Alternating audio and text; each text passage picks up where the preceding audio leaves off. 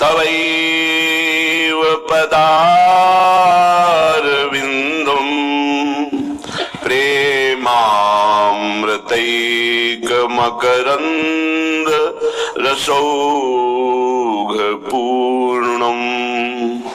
हृद्यर्पितं मधुपते स्मरतापमोग्रम् निर्वापयत् परम शीतलमाश्रयामि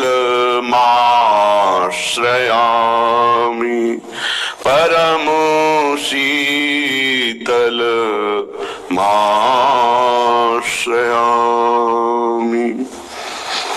डोल झूलत दुलहिनी दूल्हो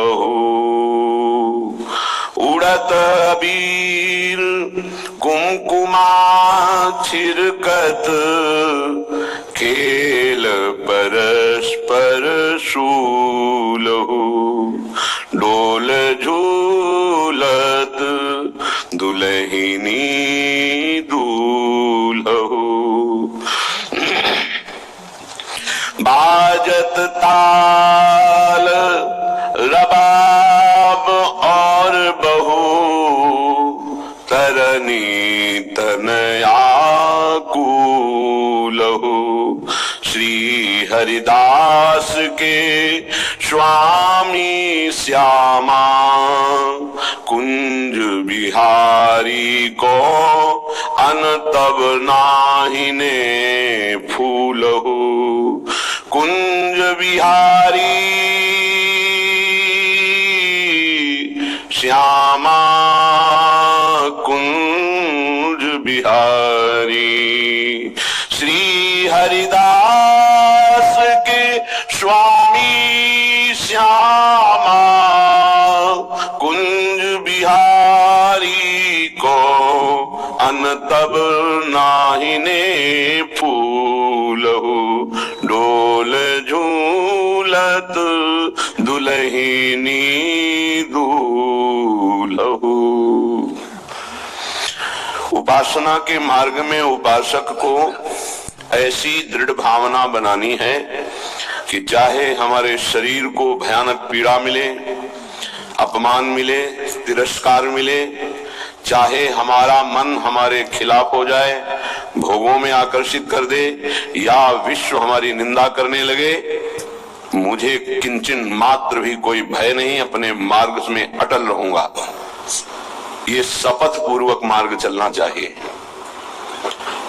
प्रारंभ में ही ये शपथ खा लेनी चाहिए, अब मैं प्रभु के मार्ग को नहीं छोड़ सकता, चाहे जितनी पीड़ा दी जाए या प्रलोभन दिया जाए। हर सुख का प्रलोभन माया देगी, प्रभु को नहीं छोड़ना है। जो उपासक सुख का लक्ष्य करके इस मार्ग में चलता है वो भ्रष्ट हो जाता है।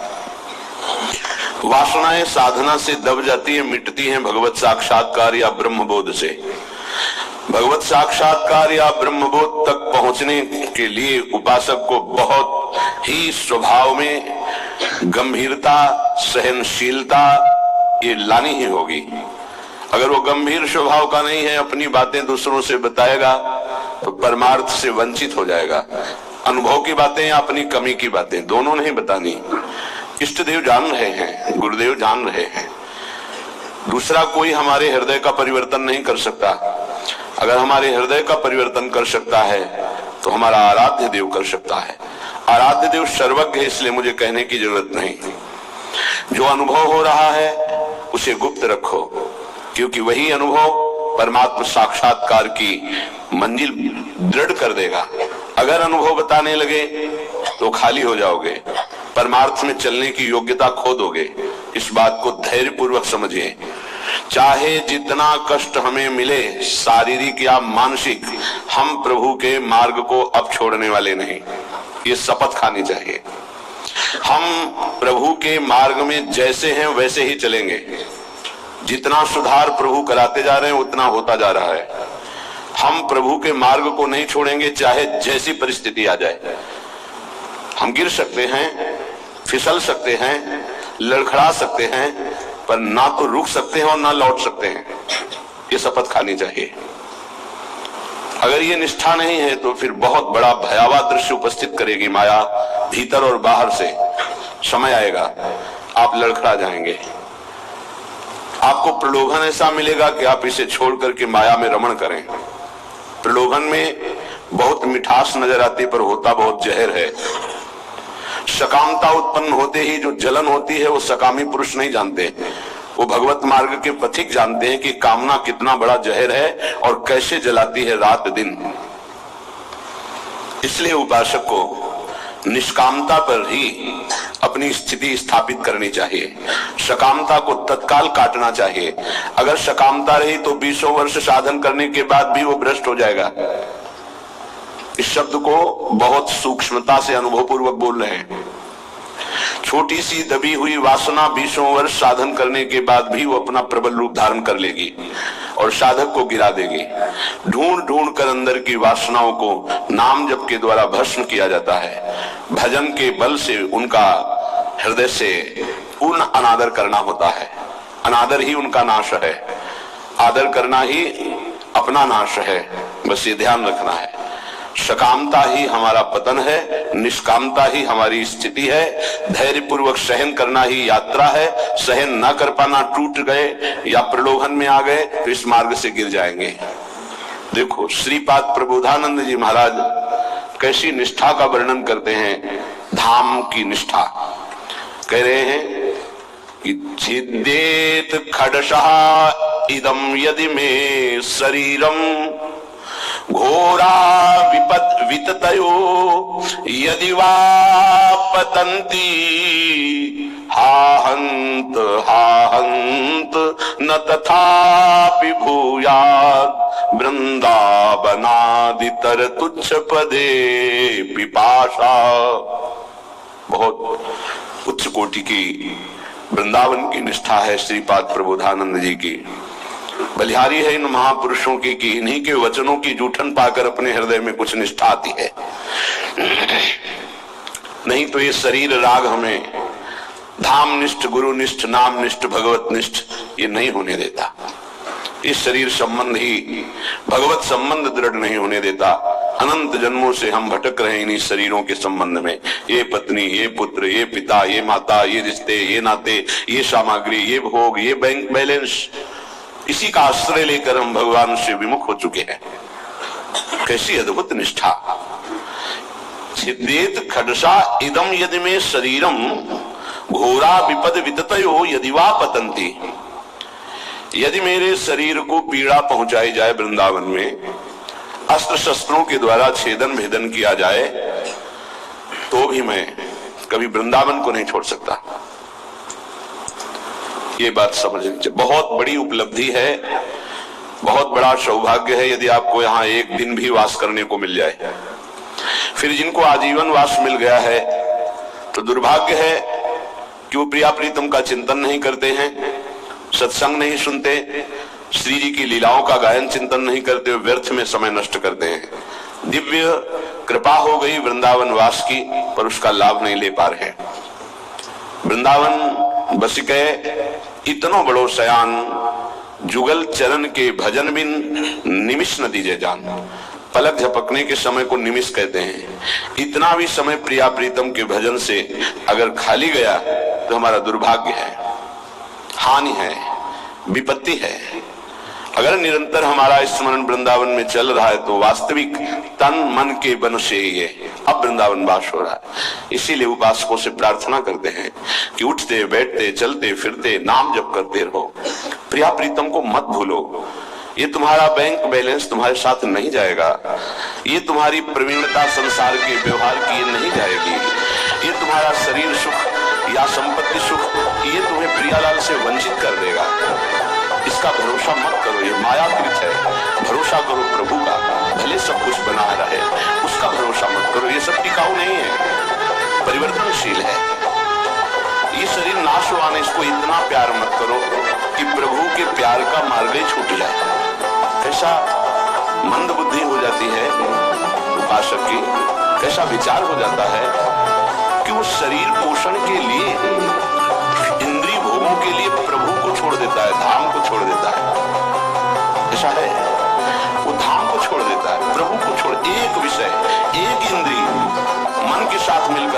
ठगाई की कि प्रभु से विमुख कर दिया, धाम से विमुख कर दिया, गुरु से विमुख कर दिया। तभी कहा शपथ पूर्वक इस मार्ग में चलना चाहिए। हम तो आए नहीं, हमें लाया गया है, दिलाया गया है। तो अब समझ में आया कि मेरे ऊपर कृपा हुई तो मैं शपथ खाता हूँ कि अपने प्राण त्याग सकता हूँ, लेकिन अपना मार्ग नहीं पक्का। पर आजकल शपथ भी ऐसे ही खा ली जाती है, उसकी सत्यता, उसका निर्वाह करना बहुत कठिन हो जाता है। प्रतिज्ञा, शपथ ये सब में खवाई जाती है।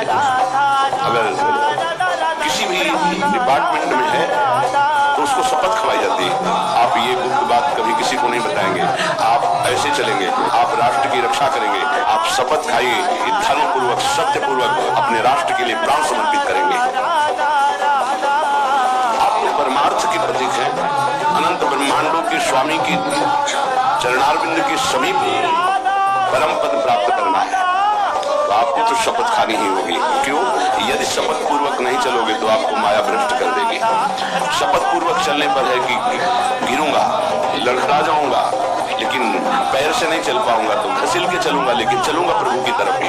अर्थात बिल्कुल योग्यता न रह जाने पर भी हम प्रभु के ही मार्ग में रहेंगे। हमको प्रभु से कोई अलग नहीं कर सकता। ये निश्चय करो, इसमें बहुत बड़ी सामर्थ्य है। यदि हम परमार्थ को स्वीकार किया है, चाहे गृहस्थ में हो चाहे विरक्त में हो, अब चाहे हमारे शरीर को काट दिया जाए तो भी अंतिम समय हम राधा ही बोलेंगे। हमारे जीवन का उद्देश्य प्रभु ही है। श्री धाम वृंदावन के वास की निष्ठा का परिचय दे रहे। रुदन खंड खंड होए जाए तन, अंग अंग सत टूक, वृंदावन नहीं छाड़ियो, छाड़ी वो है बड़ी चूक। बड़ी चूक ये जो बाहर से भक्तजन आते हैं, इनके ऊपर श्री जी की कृपा है, पर आपका दुर्भाग्य हो जाएगा यदि इनसे आप घनिष्ठ अपनापन कर लिए। घनिष्ठ संबंध श्री जी से और श्री जी के संबंध से इनसे संबंध। डायरेक्ट हमारा कोई संबंध नहीं होना चाहिए, श्री जी के नाते से है, श्री जी के संबंध से है। एक बहुत अच्छे ब्रजरज सेवी महात्मा, इसी संबंध में चूक हो गई। कुछ लोग बाहर से आए, ऐसा कभी किसी को नहीं करना चाहिए। बाहर से आने वालों को, उनके 500 शुगर थी, बहुत अच्छे ब्रजरज सेवी और सरल स्वभाव संतों का हो जाता है, क्योंकि हमारी स्वामिनी का स्वभाव है अत्यंत दयालु, करुणामय, सहज, सरल, नारियल की तरह। नारियल ऊपर से कठोर होता है, वो अंदर से देखो तो बहुत मिठास वाली गरी होगी, उसमें मीठा जल होगा, और बाहर से कठोर रहता है, नीरस रहता है। ये स्वभाव होना ही चाहिए। निर्विकार परम पद की प्राप्ति के लिए हर साधक का स्वभाव इस नारियल की तरह होना चाहिए। बाहर से नीरस, जटिल, कठोर, अंदर से सुकोमल। अगर बाहर से सुकोमल हो गए तो मारे जाओगे, इस मार्ग में मारे जाओगे। बाहर से रुद्र दृष्टि, हृदय ममता शून्य, हृदय ममता निर्ममो निरहंकारा, दुखा सुखा क्षमी, श्री भगवान का निर्ममो निरहंकारा। यदि परम पद की तरफ कदम बढ़ा रहे तो सोच लो तुम्हारा मार्ग क्या है। निर्ममो निरहंकारा, किसी से कोई वो आए और प्रार्थना की कि आपकी 500 शुगर है, ये किडनी फेल कर सकती है, ये दिल फेल कर सकती है, लीवर फेल। अच्छा, हमारे यहाँ बहुत डॉक्टर बढ़िया है, ले चलते हैं, 10-15 दिन सेवा करेंगे, आप स्वस्थ हो जाएंगे, फिर आ जाइए, दवा बन जाएगी, चलती रहेगी। उन्होंने स्वीकृति दे दी, वो नहीं वापस आए, वही शरीर पूरा हो गया। आप लोग बाहर से आते हैं वृंदावन लाभ लेने के लिए, अगर आपको श्रद्धा है और कोई संत बीमार है तो यही उसकी व्यवस्था कीजिए, उसको मुंबई, कलकत्ता, दिल्ली ले जाने की कोशिश मत कीजिए। उसने अपने जीवन को श्री धाम की रज में दिया है। कष्ट से पीड़ित होने के कारण, प्रबल निष्ठा ना होने के कारण हो सकता है वो हामी भर दे, तो आपको नहीं ले जाना, वो कहे भी तो नहीं ले जाना। नहीं महाराज, ये व्यवस्था करेंगे आपकी, तब तो आपकी सेवा मानी गई। आप उनको धाम छोड़वा दिए तो कौन सी अमरोक्ति पिला देंगे आप? क्या मृत्यु पर विजय आप दिला सकते हैं क्या? श्रीधाम वृंदावन दिला देगा। हाँ, ये है कि रजोपसेवी प्रियालाल के चरणारविंद के कहीं भी शरीर छोड़े, वो तो प्रिया प्रीतम में स्थित है। पर वो लाभ जो हम लोग याचना करते हैं कि जय श्री भट्ट धूलि धूसर तन यह आशा उर्धार, कुछ विशेषता है, पक्का मानिया। इस रज में शरीर छोड़ने की कुछ विशेषता है, मान लोगे तो जान जाओगे। तभी कह रहे खंड खंड होए जाए तन, अंग अंग सत टूक, वृंदावन नहीं छाड़ियो छाड़ी वो है बड़ी चूक। यहाँ कह रहे हैं छिद्देत खडसा इदम यदि में शरीरम घोरा विपद विततयो यदि वा पतंती। यदि धार वाले अस्त्र से भी मेरा शरीर काटा जाए तो मैं वृंदावन का कभी त्याग नहीं कर सकता कि भाई वृंदावन में तो बहुत दुख मिल रहा है, अब तो चलते हैं यहां से। शपथ पूर्वक इसीलिए कहा है कि अगर शपथ पूर्वक नहीं रहोगे तो बड़ी विचित्र दशा है। हमारा धाम और धामी श्यामा श्याम बड़े कृपालु हैं, यदि आप जाना चाहते हो रोकेंगे नहीं, और नहीं जाना चाहते हो तो कभी जाना नहीं पड़ेगा, किसी भी कार्य के लिए नहीं जाना पड़ेगा। ये अपने अनुभव की बात कह रहा हूं, किसी भी कार्य के लिए नहीं जाना। और आपने निश्चय किया है कि बाहर जाकर ही हमारा काम चलेगा तो पक्का बिना बाहर जाए आपका काम ही नहीं चल सकता। और आपने निश्चय किया है कि श्रीधाम वृंदावन नहीं छोड़ूंगा चाहे मर जाऊं, तो हर व्यवस्था जो तुम बाहर से नहीं कर सकते घर बैठे हो जाएगी, क्योंकि स्वामी जी के चरणों में स्वयं अनंत लोगों की सिद्धियां लुटती रहती है। विश्वास, धैर्य, सहनशीलता ये चाहिए इस मार्ग में। अगर सहनशील नहीं हो, विश्वास नहीं है, तो फिर आप टूट जाओगे। कितना कष्ट सहूं। आपको विश्वास दिलाते हैं इस स्थान का विशेष प्रभाव है धाम का कि यहाँ विशेष कष्ट प्रभावित नहीं कर पाता। कलह कलेश न व्यापय ईठा इठौर विश्व ते न्यारी। यहाँ कष्ट भी आएगा तो बहुत सीमित रूप रखकर आएगा, वही बाहर जब आपके ऊपर प्रभाव डालेगा तो बड़ा भारी दुख होगा। प्रारब्ध भी आएगा तो शासित होकर आएगा प्रियाजू से, वो स्वतंत्र रूप से आक्रमण नहीं कर पाएगा, बाहर स्वतंत्र रूप से आक्रमण कर देगा। यदि घोर घोर विपत्तियां आकर हमको घेर ले तो भी हम वृंदावन नहीं छोड़ेंगे। ये शपथ पूर्वक रहना चाहिए। घोर विपद विततयो यदि वा पतंती, घोर विपत्ति आ जाए तो भी मैं अपनी निष्ठा से नहीं गिरूंगा। काट डाला जाऊं तो भी, घोर विपत्तियां दुख आ जाए तो भी मैं श्रीधाम वृंदावन को नहीं छोड़ने वाला।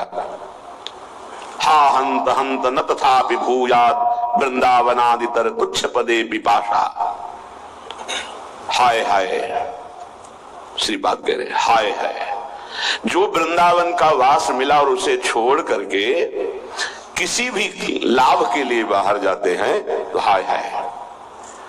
हरिराम व्यास जी ने एक पद में लिखा है, इतनी बड़ी कृपा हो गई और इसके बाद भी तुम वृंदावन का आश्रय वास का प्रभाव न जानने के कारण अन्य आश्रय लेते हो, अन्य सहारा लेते हो और यहाँ छोड़ कर जाते हो तो मानो अपने सर पर पादुका चला रहे हो।